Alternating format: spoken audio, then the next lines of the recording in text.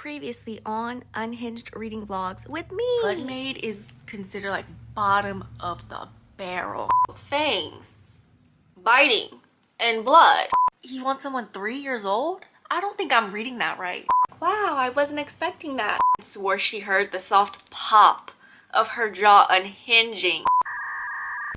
Hey, welcome back to my channel. I cannot believe it's already time for the March pick for the Black Horror Readathon. And coming up next. So far she's being cheated on. Oh my gosh, is this gonna end on a cliffhanger? This one is about race wars. Oh my gosh, I don't know what I'm gonna do. Because she did do it. Or maybe she didn't. My man. We're just getting started. Hey, welcome back to my channel. I'm so excited for this week because I'm going to be mood reading.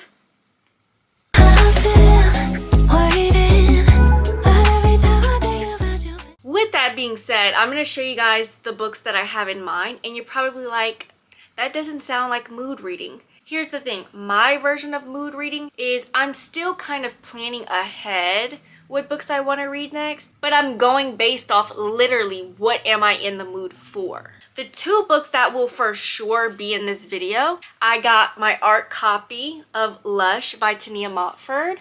I'm so excited to get into this. This comes out, I want to say March 19th. I'm going to have to look at it again. I'm going to finally be getting into book 2 in the series by Eric LaSalle. This is Laws of Wrath. I have 4 other options. The third book in the same series by Eric LaSalle. This is Laws of Annihilation. It's a thickie. It's a thickums. The Art of Scandal. This is a book that I own. I've been having it for so long now. I think I heard this is kind of like a Scandal, and I have seen Scandal. Isaac's Song, which is, I guess, like the companion novel to Don't Cry For Me by Daniel Black. All the Sinners Bleed by S.A. Cosby, because I wasn't planning on putting it in a video.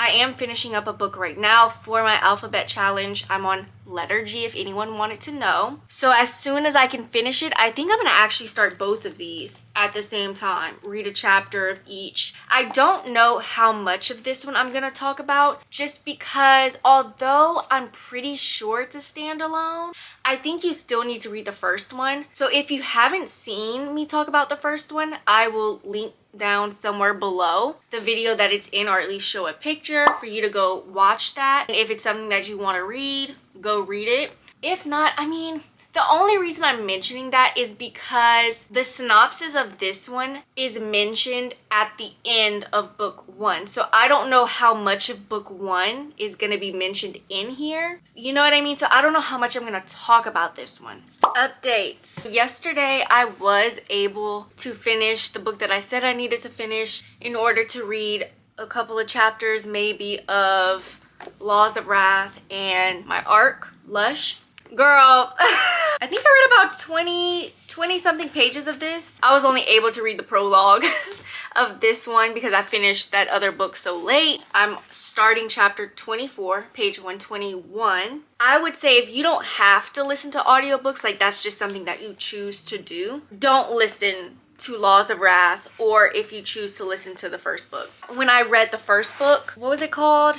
Laws of Depravity. I thought when I read that one, it was just me, and maybe I just needed to get used to the author. No, that's just how he writes. It's how he sets up his story. And one of my pet peeves that I've always had, but now it's moving to the top. It's either in the #1 spot or the #2 spot. And it's when authors don't utilize different fonts when they write. I hate whenever we go back in time, or someone starts thinking about a memory, or we go into the future, and it's not italicized, it's not in bold. It doesn't look different than just the other parts of the story and how it's written. That is something that he does, and it burns me up because he did it in the first book. It's not a him thing because I've read that before in books where it's kind of just told in third person. It's not like very personal. It's not first person or anything, and it's not like a chapter is dedicated towards like one person.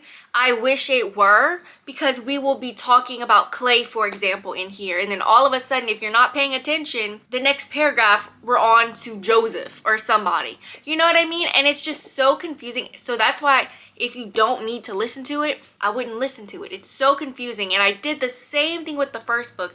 I listened to a little bit of it and I was like, yeah, it needs to be read with my eyes. I hate to talk about the synopsis because if you haven't read the first book and you're planning on it, now that I'm further into it, you definitely need to read the first book first. If you don't, it's okay because he does explain certain things that happen in the first book. And if you read the first book next, like after this, it's gonna spoil some things. Regardless, I'm gonna talk about this book. So be it if you're gonna click off or go to the next book and come back.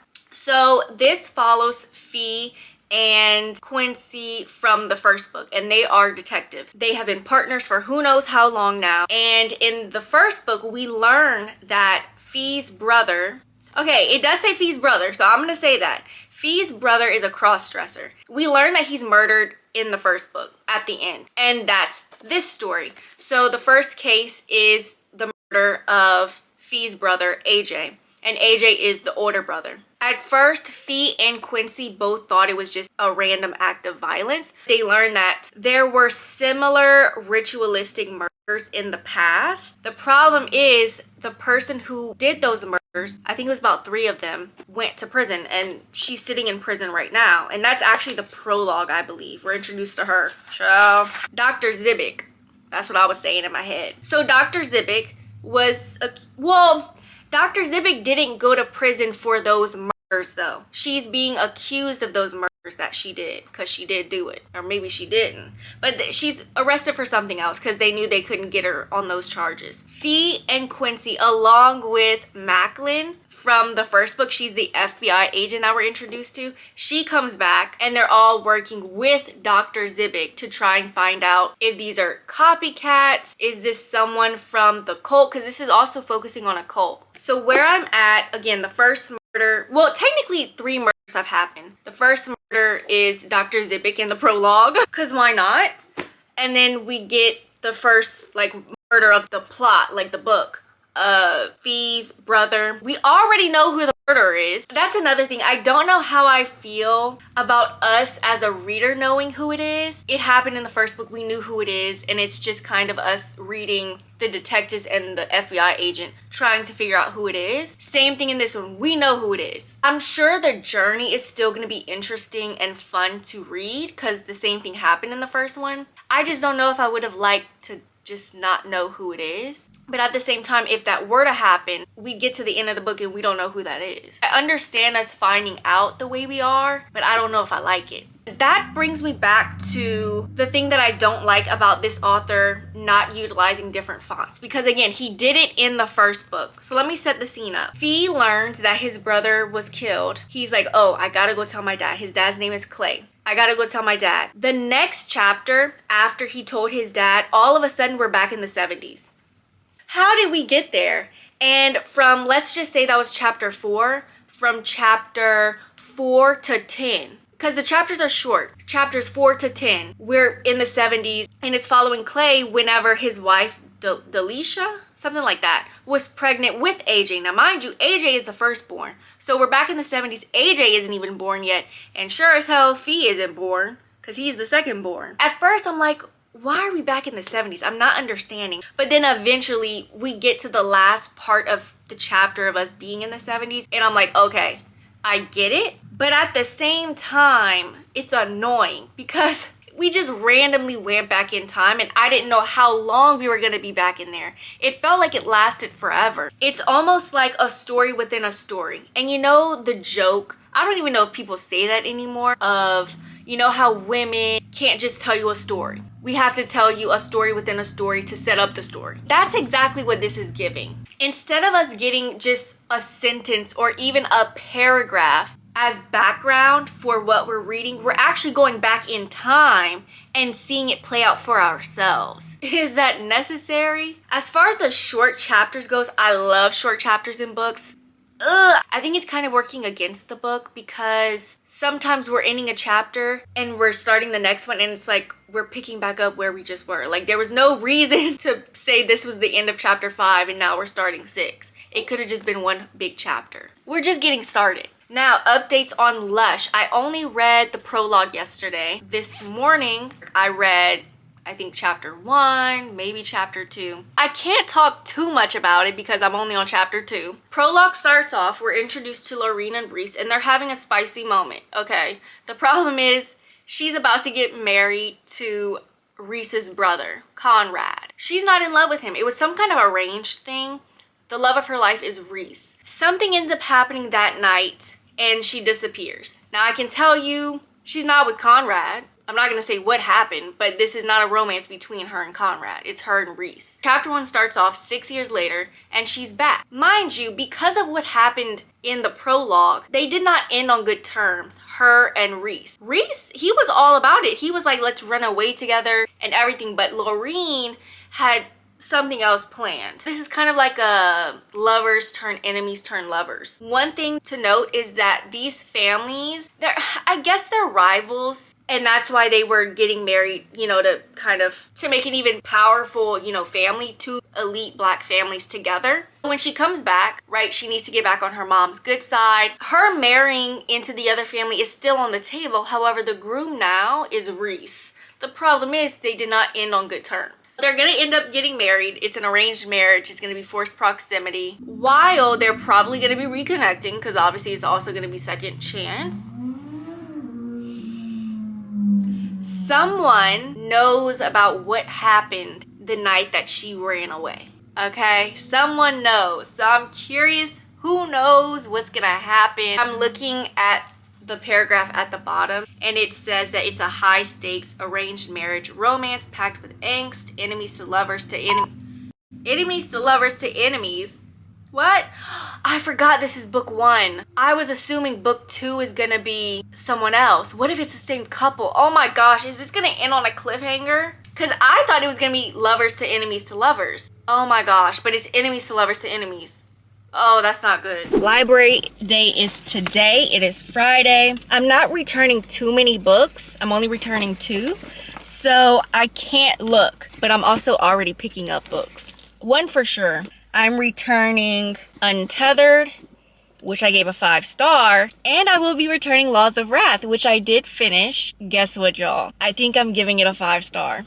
I think if I'm comparing this book to the first book, Laws of Depravity, which I gave a 4.75. When I read Laws of Depravity, I was kind of like, do I want to give this a 5? I'm like, I don't think so. I'm going to give it that 0.75. And after finishing this, I can 100% say I was justified in doing that because I love this one so much that I don't want to give it the same rating as Laws of Depravity. Almost even thought about bumping the other one down to a 4.5, but I'm not going to do that because I've already posted about it. I'm not about to change anything, and it doesn't matter. And I always like to compare real life things. So this might sound dumb if you don't watch this show, but there's a show on Hulu called Reasonable Doubt. I love it. McKinley Freeman is in there, my man. And Emma Yahtzee, she's playing Jax, and she's like the main character, and she's a lawyer. So it's kind of like one of those procedural shows, but it's more than that because they're not just focusing on Jax and her clients and whatever. It's also her family life and her friendships and her relationship with her husband, who's played by McKinley Freeman. I just don't remember his character's name in the show. But anyway, there's 2 seasons out. Ramala, I need season 3, but like also take your time because I want to love it. Don't rush, but like rush, you feel me? But anyway, so there's 2 seasons out, and season 1, it's, you know, the first season we're introduced to everyone, and it was a great season. The second season came out and I watched it, and the second season is by far my favorite because I'm bringing it back to this, but because not only have we already met the characters, but the case that Jax is on has to do with someone that she knows. So someone that we also know that we were already introduced to. Same thing in here. This book compared to Laws of Depravity. Laws of Depravity is the first book. You know, we're being introduced to everyone. There's really no connection per se with the case that they're working on with any of the characters besides one of our detectives when they were younger. Trigger warning, but he was assaulted as a kid by one of the clergymen or something. That's the only relation with one of them with the case. Whereas with Laws of Wrath, we've already been introduced to all of the characters. All of the characters come back from the first book, but also the case that they're working on is very close to home. And that's what I loved so much more about this one compared to the first one. And Eric LaSalle has this way of writing these gruesome scenes, and it's like, it makes me go like this, like I want to bite my nails or something. It makes me squirm. Obviously, that's what he wants you to do. Now, I do have to say, I know I was dogging him out when I said, you know, I hate when he gives us this detailed background information of something. It works. I hate that I know that it works. So although I'm complaining about that, him going back in time and we're getting chapters, you know, of the past so we can get what happened, it makes sense why he does it. And it works. The way that he has written the story, I'm not surprised that he works in TV. What is he, like a producer, director? Actor, director, producer. Yeah, I'm not surprised. I can tell. And I think he's worked on like Chicago PD, I think Law and Order, SVU maybe, one of those Law and Order shows. And I can tell. Lastly, one thing character-wise that I thought was interesting is I mentioned that the first person who's in this book is Fee's brother, who is a cross-dresser. And I remember thinking in my head, should I be saying she? Like, I'm gonna continue to say brother because when you read the back, it says brother. I think I know why he did it. When we're reading from the perspective of Fee, Fee was not accepting of his brother. I can tell you this now. He got no closure per se, you know, did not have a relationship with his brother because he did not accept his brother as he is. But one thing, I think I bookmarked it. Let me see. He does change, and I did like that. But also, the dad is in here, right? Fee and AJ's dad. His name is Clay. There's a stark difference throughout the book, especially once you get to the end, how they've evolved as characters, Clay and Fee, when it comes to AJ. As he's, you know, hunting down whatever happened to AJ, he is interviewing someone and Fee realizes, even though Fee hadn't put much thought into it before, it still caught him off guard when his brother was repeatedly referred to as a female. And that's when I realized, I'm like, okay, I thought so. I thought I should have been saying like she, but because we're getting Fee's POV or Fee's perspective, he's continuing to call AJ his brother. And there's another part down here, down the line. And then it says, he spent many years hating and rejecting his brother because at some point a long time ago, he lost the ability to differentiate between what he had been taught and what he truly felt and believed. Clay was right. Clay's the dad. The choices that a man made told him who he was. AJ died brotherless because Fee had chosen conformity over love. Oh my gosh. When I read that, it spoke volumes. And it definitely showed towards the end, you know, with Fee. But I don't want to say too much about it. I have 3 books that I'm currently reading. I'm still reading my E-Arc. I'm really enjoying it. I have last time I checked, I had 1 hour and 59 minutes left. However, I did read some this morning. I think I read about 2 chapters. I'm at the library. I'm going to prioritize trying to finish that one. But I also have 2 other books. I did get Isaac's Song. If you've seen, you know, my other videos, somewhere I did read and speak about Don't Cry For Me, which is the first book. It's not a series, but I think this is more so like a companion novel. You don't have to read the other one first because this one is set up to kind of give you some information from that first book. Now that I'm telling you, I would say read the first book first and then read Isaac's Song. I was able to read the first chapter. Well, it's not chapters. It's like 2 chapters and he starts writing like a journal, and I read day 1. So I'm on day 2. I need to bookmark that. I would like to get through at least 50 pages. It's not that long. I also did bring with me Laws of Annihilation. This is the 3rd installment in the Martyr Maker series by Eric LaSalle. Oh, his picture's not there. I'm nervous to get into it. It's chunky, but this one is about race wars. Oh my gosh. I don't know what I'm gonna do. I'm pretty sure this is not the last book because after reading the second book, y'all. Oh, I forgot to mention that. The cliffhanger in the second book is insane. Insane. That's another part that I loved about it. But after reading the synopsis of this, I haven't seen anything in here that's telling me that we're gonna continue with that cliffhanger from book 2. I said that I was gonna prioritize the ebook Lush. I actually started reading this one, and I read 100 pages. Well, a little less because I had already read maybe 20 pages. I said 19. And so I'm on 102, day 17. And I knew going into this one that I was going to forget Jacob's story. Jacob is Isaac's dad's name. I was going to forget Jacob's story because now that we're getting Isaac's and now we're getting things from his point of view. But one thing that I think is done really well, and I was worried, is that it's not a spoiler, but Jacob does die. I mean, he was dying anyway. And I was upset because Jacob, to me, did get some closure because even though he did not speak with, of course, he has to park next to me. Of course, he did not speak to Isaac, but he was able to like write down his story in a way. And I feel like that was very freeing for him. I was worried that Isaac would not really get the same. And yes, he's also writing his story down. But I think what really helps is knowing that he's talking to a therapist.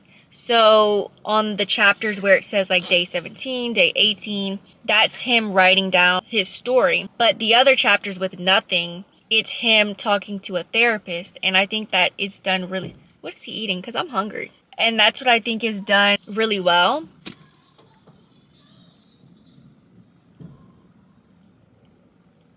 They jamming in there. Y'all, anyway, I was zooming through this when I was in there. And then, of course, I did continue reading Lush. I have an hour and 10 minutes left. I'm really loving it. Tania, you in your spicy bag with the spice, y'all.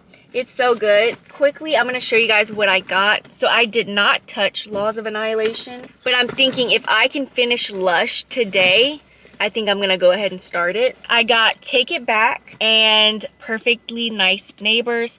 These two are by the same authors, so I'm most likely gonna do a taste test. Harlem Rhapsody, I'm gonna be using this for letter H in my alphabet challenge video. Y'all don't know this yet, but for letter G, I did read a book by this author named Candace Buford, and she has another book called Neil. Do I have some updates for y'all? I feel like I've read so much this weekend.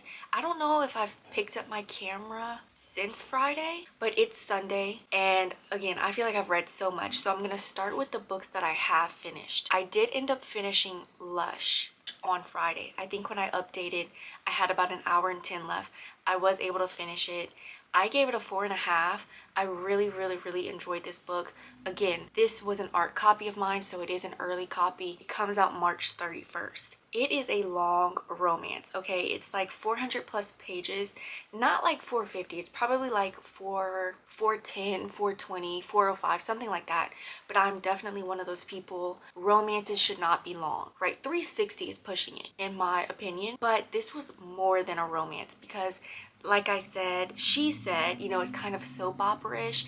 And when I was reading it, I kept thinking about the new black soap opera that's playing now on CBS, Beyond the Gates. I need to watch it from the beginning. I caught 2 episodes, but I work during the week, so, and I don't have that streaming service, nor do I want it.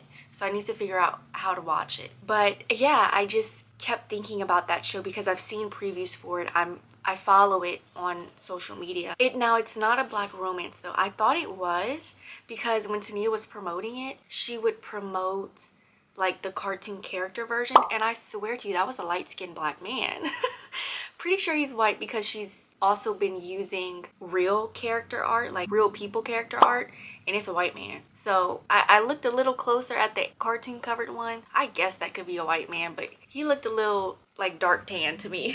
But yeah, but it's not a black romance. It is interracial. I don't know how I feel about her saying that it's enemies to lovers to enemies. When I read that, I was under the impression, oh, this might not have a happy ever after because maybe the second book might be a continuation. It's not. The second book is a whole nother person. I'm not gonna say who it is. I would definitely say it's lovers to enemies to lovers because they were lovers before they turned enemies, and then they were lovers again. So maybe I'm wrong. Maybe we might revisit them in the second book. But as far as Lush goes, that did have a happy ever after conclusion. As far as the plot, it was definitely very exciting, which I really appreciated.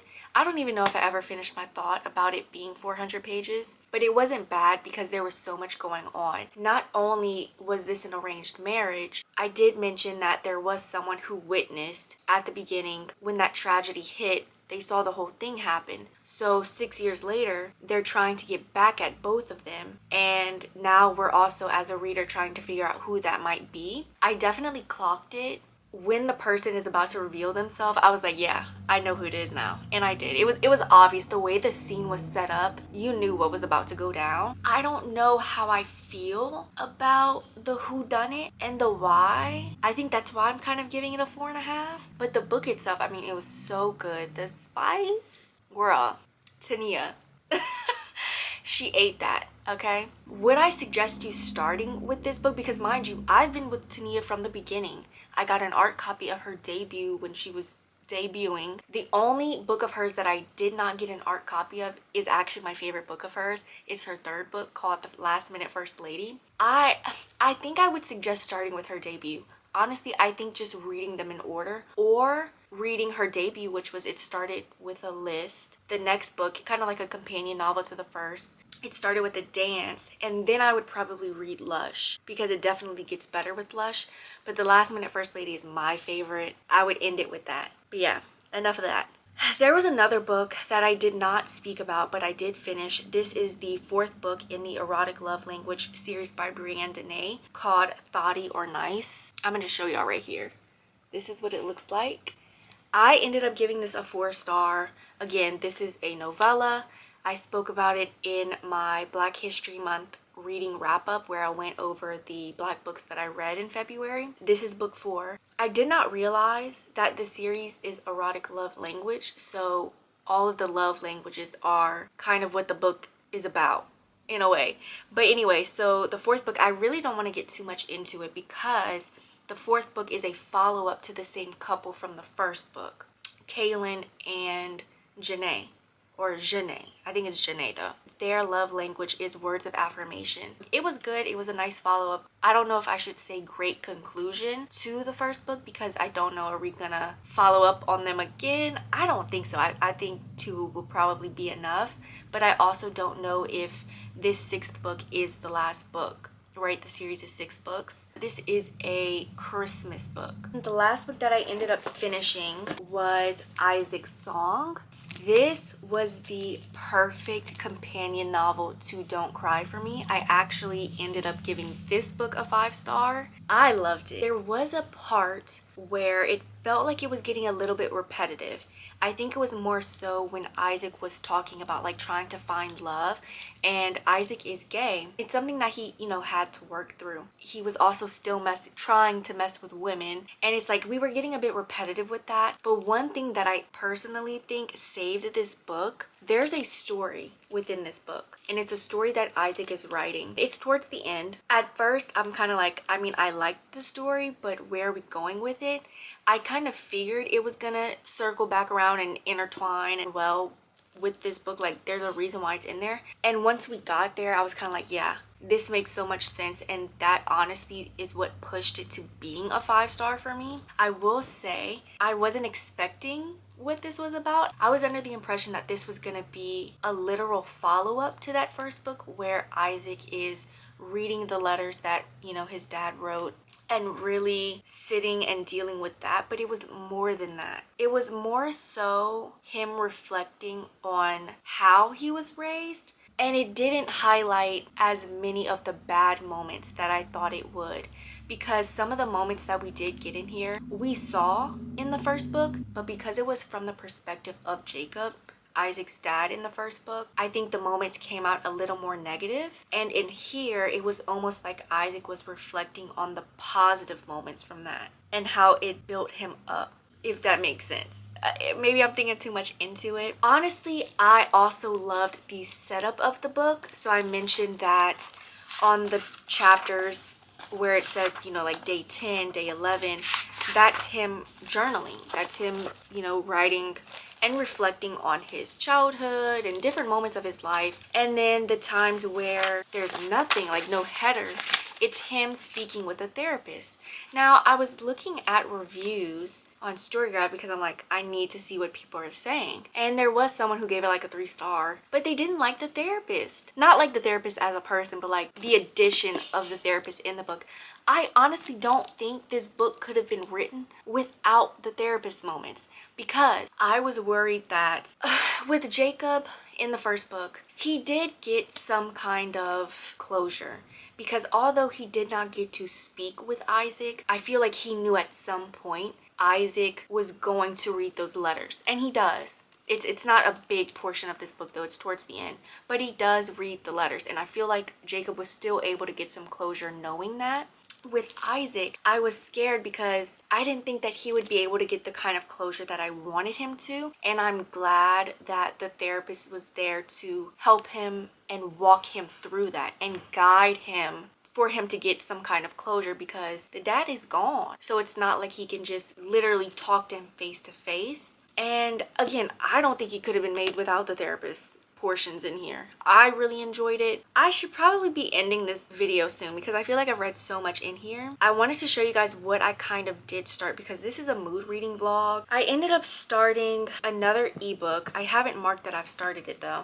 I forgot what it's called. I'm gonna put it up somewhere. It's just something short. It might be a spicy novella. I don't know. It's okay. I feel like I kind of needed something a lot less emotional. I think now that obviously it's been some hours since I finished this, and I was able to read about 50%, actually 60% of the ebook, I'm kind of done with it. Now I want to get back into the other books that I've been reading. So I might just try and finish one more book for this video. Some of my options have changed since the beginning of this video, and some have stayed the same. Y'all, I just wanted to pop on here really quick. I still have not chosen my last book for this video. I am reading a book, don't get it twisted. I am still reading. Already DNF'd a book yesterday. I was supposed to be reading I Was a Teenage Slasher. I've never read Stephen Graham Jones before. This was going to be my first book of his. I did not enjoy it. I think I DNF'd on page, I want to say page 8 is when I DNF'd. I did not like the writing style. I wasn't liking the flow of the story. It was very confusing.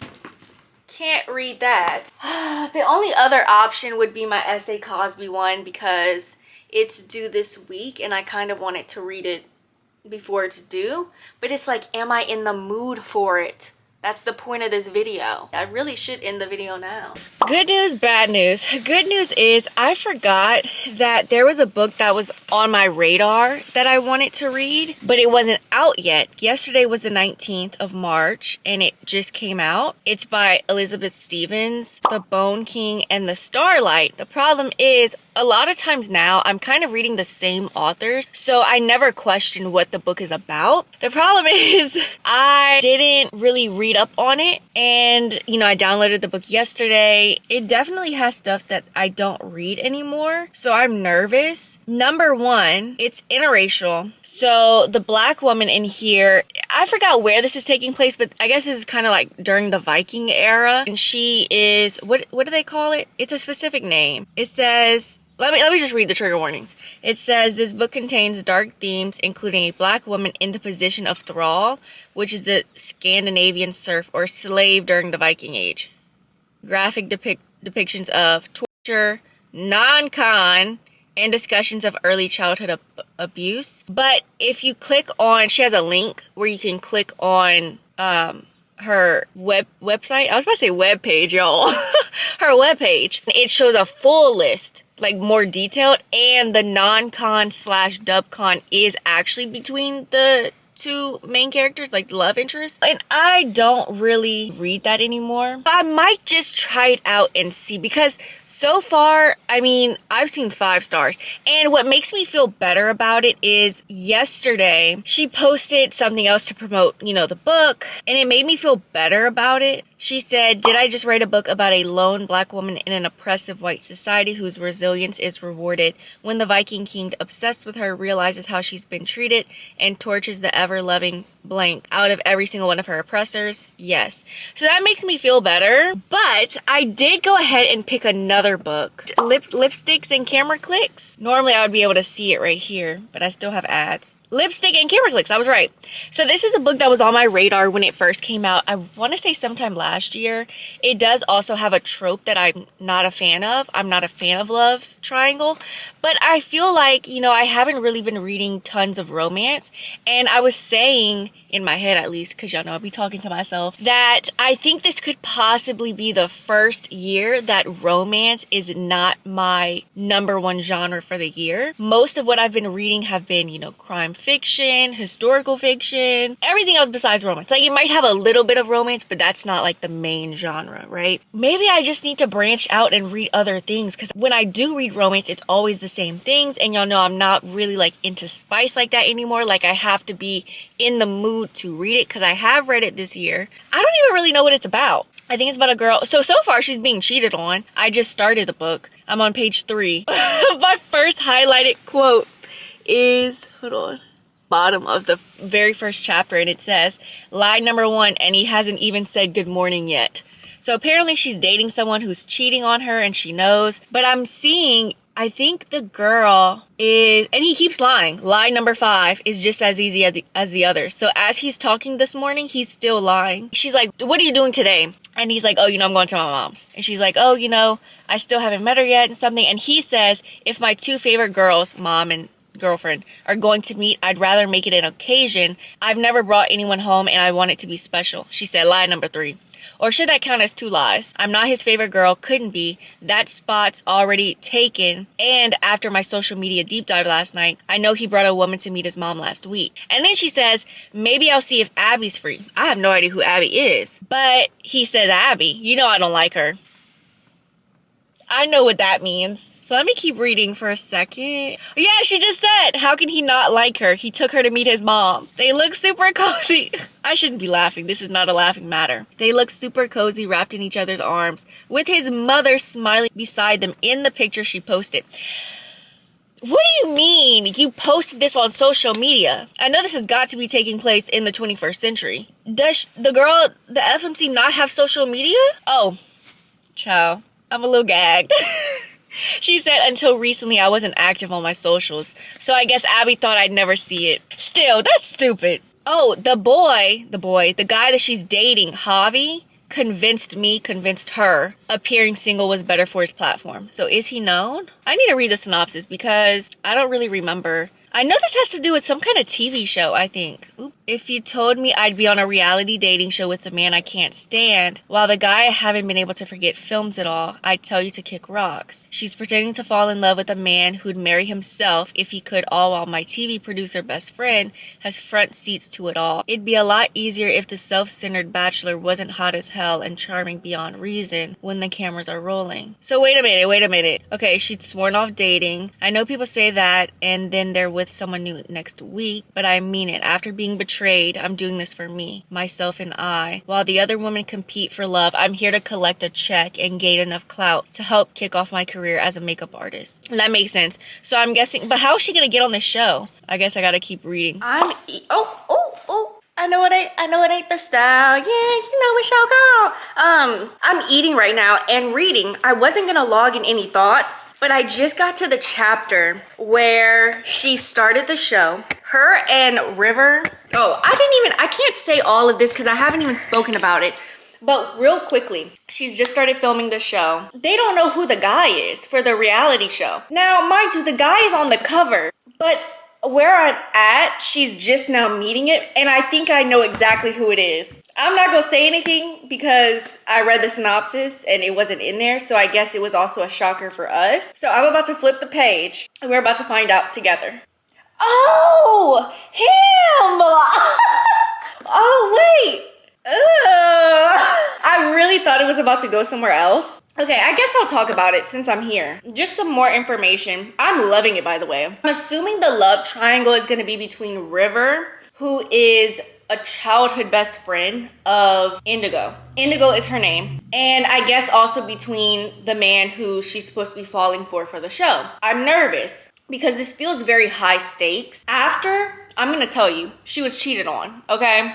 She was cheated on, and after she goes and stays with her best friends, River and Ryan. Now, Ryan is a girl. Ryan is the sister of River. River and Indigo are the same age. Ryan is, I think, a year or two older, maybe 2 years, I think they said. But it feels high stakes because River's job, he's some kind of, is he a videographer or something?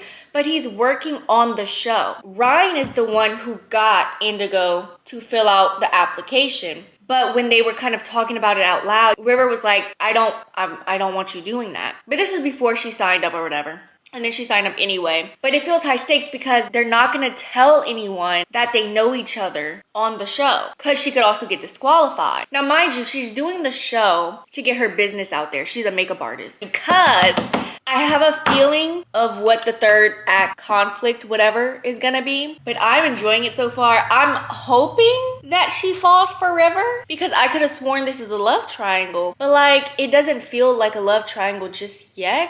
I think because as a reader, I'm already leaning more towards someone and she is as well. So I'm assuming her falling for the guy who she's supposed to for the show might be a little slow. So I'm assuming at some point she will fall for him. I'm just not seeing, I'm only on 24% and I have the hiccups. I may or may not use this clip. I don't know because I'm filming on my phone. And it's dark as hell. But I did want to say that I am about 30, I lied. I'm 40% of the way through now. And one of the things that I was worried about going into this love triangle, which I can definitely see it being a love triangle now.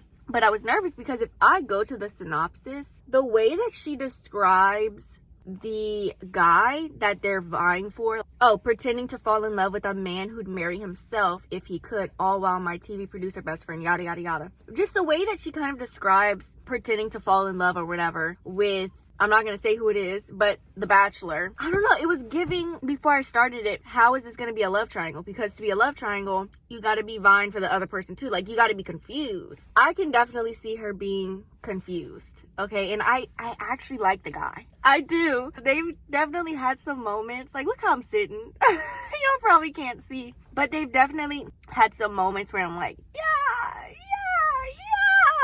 Also, because I just read this, they're about to go into their first elimination, right, for this dating competition. First of all, how is this a date, like, kind of like a Bachelor? But yet, they didn't even know who he was before going in. They just picked the girls first. Almost like one of those, what's that show, Married at First Sight? Something like that. And already, they're telling us how, because they have roommates, I think she has 2. We know now that a lot of the girls just are not feeling Indigo. Someone tells her, they're talking about like how nervous they are, and they're like, well, I know you probably aren't nervous because he keeps pulling you away for chats. What I don't understand, what do y'all expect? Like, I've never been on a dating show. I can assume that this is kind of what goes on. Sometimes they show that to us on TV. It makes it into the edits, or the way that they edit, the show. But when it comes to this kind of stuff, and some women or men, but I've never seen the ones where the men are vying for the woman. Like, I haven't really seen The Bachelorette. I don't watch that anyway. Women specifically, because this is women vying for him. And it's like, I don't get it. He's got to choose one. He probably don't like you. You're just mad because it's not you. But like, why would you still want to be with someone who's also not really into you? You know what I mean? Like, that's what it's telling me. And that's so annoying to read. And again, I'm just so nervous about what this third act conflict is going to be. I just read further, and there's one specific girl who is, well, are you even into him? She's like, well, if you're asking me if I'm in love with him, the answer is no. But some other girl did say that's valid. Arguing about it doesn't change the fact that it's his decision. Indy's not forcing him to choose her. Thank you. I have to go in. My alarm just went off. If I'm going based off of the cover, I don't know if I like him. If the Bachelor is the one that's on the left, I don't know if I'm feeling him and her together. I'm definitely yeah, he is on the left, because the guy on the right, River, has the little boom microphone, whatever it is, that little fluffy thing. Anyway, okay, I gotta go. I ended up giving it a 5-star. Let me repeat that. I ended up giving it a 5-star. My first 5-star romance of the year. It just had everything that I was looking for. I liked I would say it was high stakes because there was a lot to lose if they got caught. Well, not got caught, but you know what I mean. and I really, really, really enjoyed it. I think I clicked on the author to see if she had other books, but I think that's her debut, and I think it's her only one. Now, love triangle, because y'all know I don't like love triangles. Here's the thing. I'm happy with who she went with, but it also wasn't surprising. But in my head, I'm like, you really never had a shot. That's it for today's video. Comment down below a pink heart, because I'm wearing pink. And I'll see you next week. Bye!